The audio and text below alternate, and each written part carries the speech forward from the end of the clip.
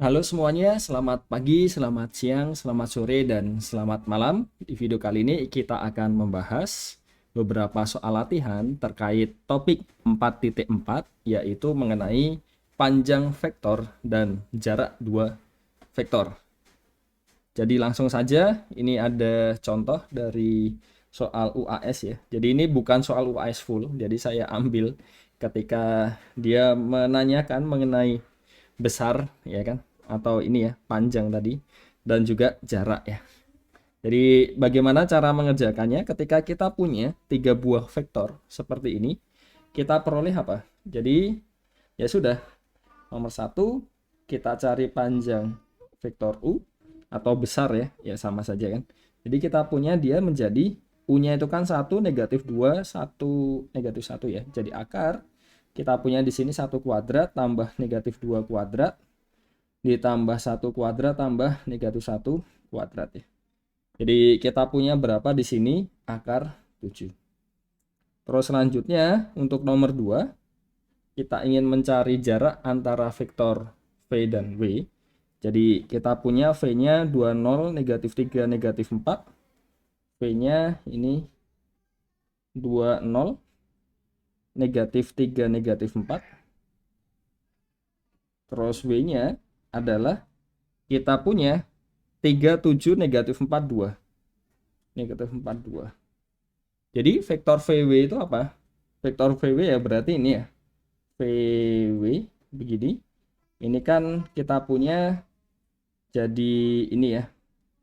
3 kurang 2 1, terus ini 7, negatif 4 dikurang negatif 3, jadi plus itu negatif 1, terus di sini 6 ya. Jadi kita punya ya jarak antara vektor V dan vektor W ini ya sebetulnya bisa dilihat dari sini tadi ya. Jadi kita punya, kalau kita punya di sini, kita bisa memandang dari V ke W atau W ke V karena panjangnya dia akan sama. Jadi kita bisa lihat ini jadi akar, kita punya ini 1 kuadrat tambah 7 kuadrat ditambah negatif 1 kuadrat ditambah 6 kuadrat ya. Jadi kita punya bentuk seperti ini, jadi hasilnya adalah akar 87. Nah, perhatikan ya ini tadi ya, kita bisa melihatnya dari WV juga tidak ada masalah. Jadi ini minus 1 kuadrat, negatif 7 kuadrat, terus di sini 1 kuadrat, di sini negatif 6 kuadrat juga bisa. Jadi karena panjangnya sama, hanya saja beda di arahnya kan, vektor VW dan vektor WV. Jadi itu akan menjadi ya jarak antara dua vektor tersebut. Nah, untuk yang soal nomor 2, kita lihat di sini kita punya vektor A itu di R2 dan alfanya itu bilangan real. Kita akan menunjukkan vektor ini A-nya sama dengan 0 jika hanya jika panjangnya 0. Jadi kita ambil dari sini ya, kita ambil, saya tuliskan di sini saja. Jadi kita punya ini nomor 1 supaya lebih mudah dan kelihatan dari soalnya ya.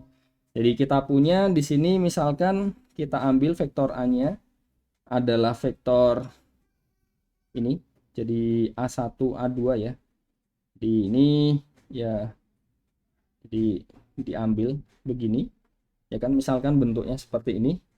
Jadi kita punya apa? Ketika A1, jadi kita ke kanan dulu ya. Ini kan jika dan jika ya. Jadi ke kanan dulu, berarti ini kita punya apa? Kalau A1-nya 0, terus A2-nya 0, ya kan? Itu kan artinya dari A-nya ini sama dengan vektor 0 kan? Artinya apa? Kita punya panjang dari vektor A, dia akan jadi apa? Kita punya jadi akar 0 kuadrat plus 0 kuadrat. Jadi akar 0 ya 0. Bagaimana dengan arah sebaliknya? Yang sebaliknya kita punya idenya seperti ini ya. Kalau untuk detail penulisannya bisa cek di handout. Jadi ketika kita punya panjang dari vektor A, ini kan berarti akar A1 kuadrat ditambah A2 kuadrat, ini sama dengan 0. Mau tidak mau apa? Yang ini dia harus 0. Yang mengakibatkan dari sini kita punya A1-nya harus 0, A2-nya juga harus 0, dan ini mengakibatkan vektor A-nya harus 0. Jadi buktinya seperti itu. Jadi untuk penulisannya bisa cek di handout. Dan bagaimana dengan yang nomor 2? Yang nomor 2 ini kita akan perlihatkan bahwa panjang dari alfa A, jadi panjang dari alfa A ini sama dengan nilai mutlak alfa kali panjang A ya. Jadi seperti ini. Nah, bagaimana caranya? Ya sudah. Berarti dari sini kan alfa A itu kan jadi ini ya. Vektor alfa A1, alfa A2 begitu. Jadi kita punya apa? Panjang dari alfa A itu jadi akar kita punya di sini alfa A1 kuadrat ditambah alfa A2 kuadrat. Yang artinya apa? Kita sama-sama punya alfa kuadrat nantinya. Jadi kita punya di sini akar alfa kuadrat dikali A1 kuadrat tambah A2 kuadrat. Jadi dari sini kita punya apa? Akar dari alfa kuadrat dikali akar dari A1 kuadrat tambah A2 kuadrat. Yang ini ya ini nilai mutlak alfa. Yang di sini adalah panjang dari vektor A. Selesai. Jadi seperti itu ya. Kita punya itu. Dan yang untuk nomor 3, jadi kita ingin menunjukkan bahwa untuk setiap ini, jadi kalau masing-masingnya di R2, kita punya panjang dari vektor A plus B tidak akan melebihi dari panjang vektor A ditambah panjang vektor B. Jadi bagaimana cara melihatnya? Ya kita ambil seperti tadi ya, diambil vektor A-nya ini A1, A2 begitu. Terus B-nya di sini juga B1, B2. Jadi kita punya apa? Saya tuliskan ini ya. Jadi di setelah ini aja. Jadi panjang dari A plus B ini jadi apa? Ini kalau kita kuadratkan. Jadi kalau kita kuadratkan di sini dia akan jadi ya di sini kita punya apa? A1 plus B1 dikuadratkan begitu kan? Ditambah A2 plus B2 dikuadratkan. Terus selanjutnya kita punya apa? Dari sini ya A1 kuadrat ditambah 2A1B1 ditambah B1 kuadrat. Di sini kita punya A2 kuadrat tambah 2A2B2 ditambah B2 kuadrat. Terus selanjutnya apa yang perlu dilakukan? Ya kalau ini dibandingkan dengan 2A1B1 ini ya. Jadi kalau dibandingkan dengan nilai mutlaknya, dia pasti akan kurang dari sama dengan kan nanti kan. Jadi kita punya di sini A1 kuadrat tambah A2 kuadrat di sini. Jadi kita coba kumpulkan, tapi di sini kita tambahkan dengan dua nilai mutlak A1B1 karena A1B1-nya bisa negatif kan salah satunya. Dan perkaliannya juga bisa negatif gitu kan. Jadi kita punya seperti ini. Tambah di sini kita punya 2A2B2 tambah B1 kuadrat tambah B2 kuadrat. Dan ini apa? Ini adalah ya tentunya ini kalau kita ini kan.